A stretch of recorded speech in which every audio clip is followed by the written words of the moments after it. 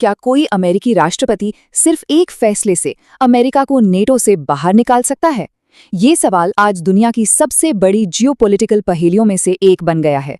इस पूरे विश्लेषण में हम इसी सवाल की गहराई तक जाएंगे और ये समझने की कोशिश करेंगे कि दशकों से जो गठबंधन वैश्विक सुरक्षा की गारंटी रहा है, उसका भविष्य आखिर क्या है।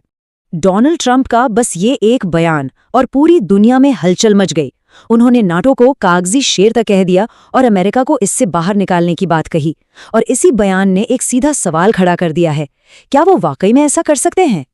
तो असली सवाल यही है, क्या किसी अमेरिकी राष्ट्रपति के पास कानूनी तौर पर इतनी शक्ति है? क्या ये सब सिर्फ राजनीतिक बयानबाजी है या फिर वो सच में अमेरिका को नेटो से बाहर का रास्ता दिखा सकते हैं? चलिए इसी कानूनी और राजनीतिक पहेली को सुलझाते हैं। इस पूरी बहस को समझने के लिए हमें अमेरिका की विदेश नीति को लेकर दो बिल्कुल अलग अलग नजरियों को देखना होगा। ये दो राष्ट्रपतियों की दुनिया को देखने की एकदम अलग सोच का नतीजा है। देखिए, ये दो दृष्टिकोण एक दूसरे से बिल्कुल जुदा हैं। एक तरफ हैं डोनाल्ड ट्रंप, जिनका नजरिया पूरी तरह से लेन देन वाला है, मतलब अमेरिका फर्स्ट।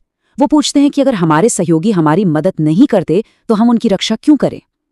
ये नजरिया अमेरिका के एक हिस्से की उस भावना को भी दिखाता है जो मानती है कि देश बाहरी मामलों पर बहुत ज्यादा पैसा और ध्यान दे रहा है।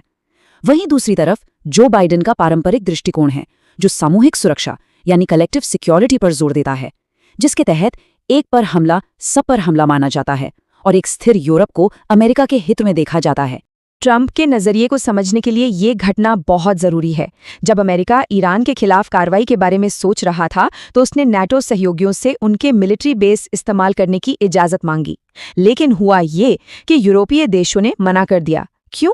क्योंकि उन्हें डर था कि कहीं ईरान जवाबी कार्रवाई में उन्हें ही निशाना न बना ले। और यही निराशा अमेरिकी राजनेता मार्को रूबियो के इस बयान में साफ झलकती है।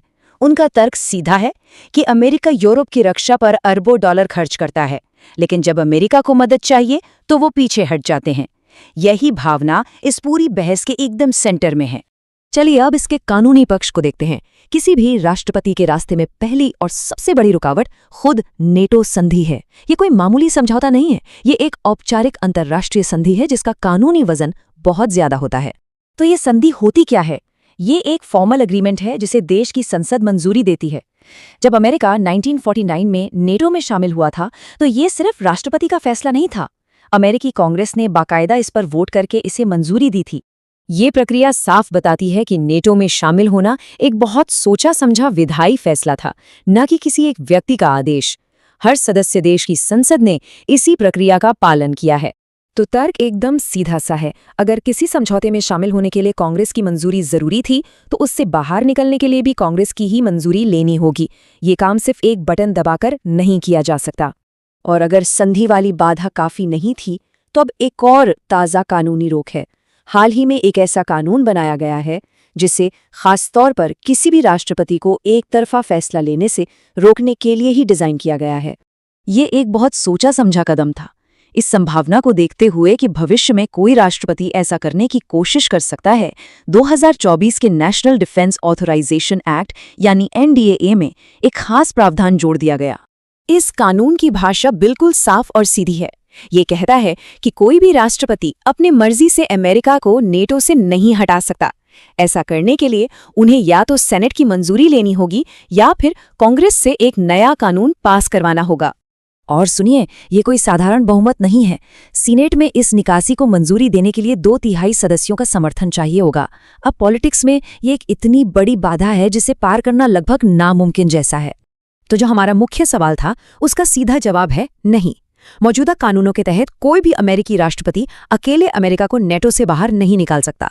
कानूनी रुकावटें बहुत मजबूत हैं। लेकिन कहानी यहाँ खत्म नहीं होती। अगर कानूनी तौर पर बाहर निकलना संभव नहीं है तो क्या गठबंधन को अंदर से कमजोर करने के दूसरे तरीके हैं?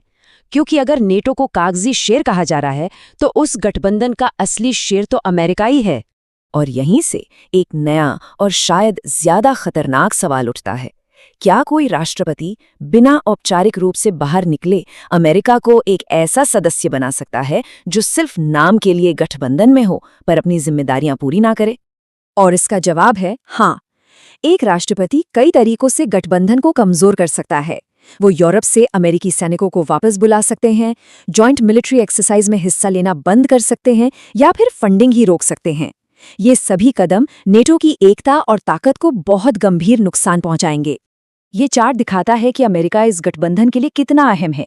ये कोई सटीक आंकड़ा नहीं, बल्कि एक धारणा है जो ताकत को दिखाती है। ये बताता है कि अमेरिका की सैन्य शक्ति बाकी सभी बड़े सहयोगियों की मिलीजुली ताकत से भी कहीं ज्यादा है। अगर ये शेर पीछे हट जाता है तो गठबंधन की किसी भी दुश्मन को रोकने की ताकत बहुत कम हो जाएगी।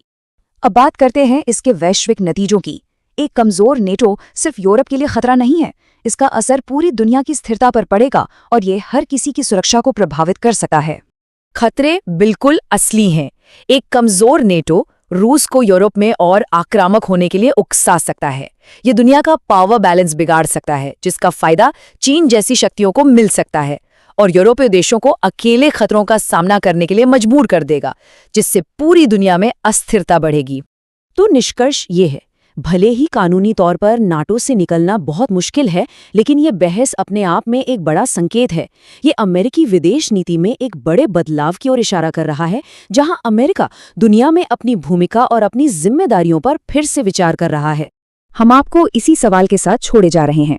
कानूनी दीवारें तो बहुत ऊंची हैं, लेकिन ये बहस खुद वैश्विक गठबंधनों के भविष्य के बारे में क्या कहती है?